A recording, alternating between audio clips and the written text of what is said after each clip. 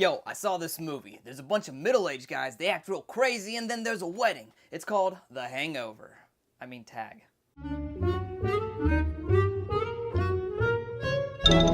What up, everybody? Thanks for joining. I'm Paul Christian, and this is Movies with a Millennial. Tag stars Ed Helms, Jeremy Renner, John Hamm, Hannibal Buress, and Jake Johnson as a group of childhood friends who have been playing the same game of tag, as in Tag You're It, for over 20 years. As absurd as this idea seems, it's actually based on a true-life story that first appeared in the Wall Street Journal. There's even a journalist character in the movie who follows the guys around to get the scoop. She looks a lot like Ivanka Trump, only less feckless. When I first saw the trailer to Tag, I was like, this is the stupidest idea ever. But it's actually so ridiculous that it kind of works in a high-concept kind of way. I really like how the filmmakers and actors commit to the balls-to-the-wall absurdity of the situation. These are some grown-ass men who take the childhood game of tag very seriously. None more so than Jeremy Renner's character, Jerry. If tag was a professional sport, then Jerry would be the GOAT, the greatest of all time. Like Michael Jordan, or LeBron James if you're from the Tide Pod generation. This rubs the other guys the wrong way, and when they find out he's getting married, they see it as a chance to finally nail him. However, the task is easier said than done. Jerry is an elusive guy. He's got skills and powers almost like Neo in The Matrix, and his friends have to come up with some pretty elaborate schemes to try and get him. This leads to set pieces that are creative, entertaining, and most importantly, funny. Comedy can be trickier to choreograph than action, and overall Tag is pretty successful at it. I thought it was clever how the filmmakers use inner monologues and slow motion to elevate the slapstick humor that's at the core of this movie. At the same time, we're basically watching the same scenario play out over and over, and this kind of diminishes the funniness over time. Once that happens, Tag doesn't have the most substance to fall back on. The movie depends on the comedic chops and charisma of the actors to elevate the characters because they're more archetypes than anything else. Stoner guy, rich guy, guy who's living in the past, token black guy. The ladies don't have a lot to do either. Isla Fisher is a great actress, but her character is basically just a woman who yells. Rashida Jones has an interesting side plot as one corner of a love triangle with two of the guys, but then the storyline kind of just fizzles out with no resolution. Abandoned.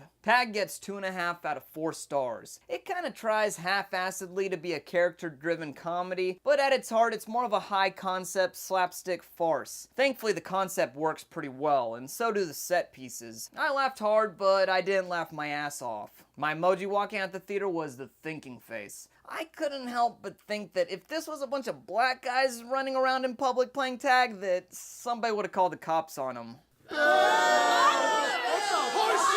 Thanks for watching. I'm Paul Christian, and this is Movies with a Millennial. If you like what you've seen, please don't forget to like, share, and subscribe. Also, don't forget to leave your thoughts in the comment section below.